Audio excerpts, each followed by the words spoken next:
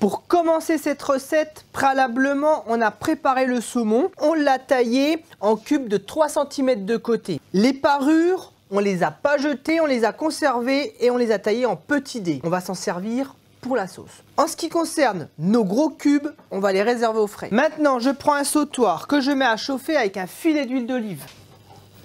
J'ajoute les échalotes que j'ai préalablement épluchées et ciselées.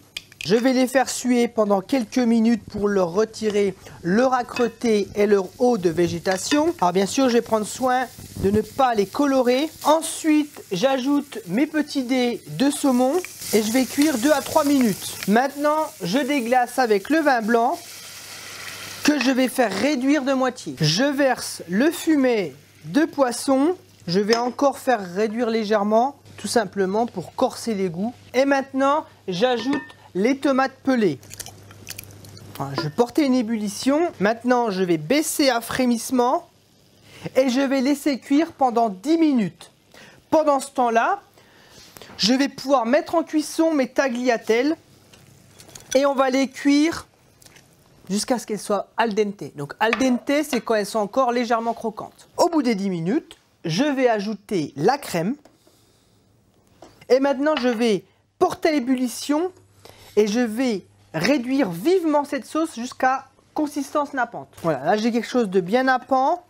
On le voit, ça nappe bien notre spatule. Maintenant, je stoppe la cuisson hors du feu. Je vais ajouter mes cubes de saumon à l'intérieur.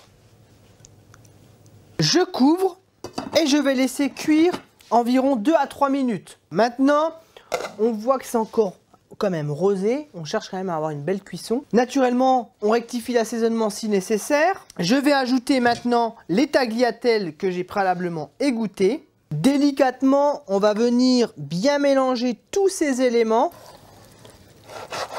On va les déposer dans l'assiette. Je parsème par-dessus la ciboulette que j'ai préalablement ciselée et le persil que j'ai taillé de même. Cette recette est maintenant terminée. Bonne dégustation et à très bientôt.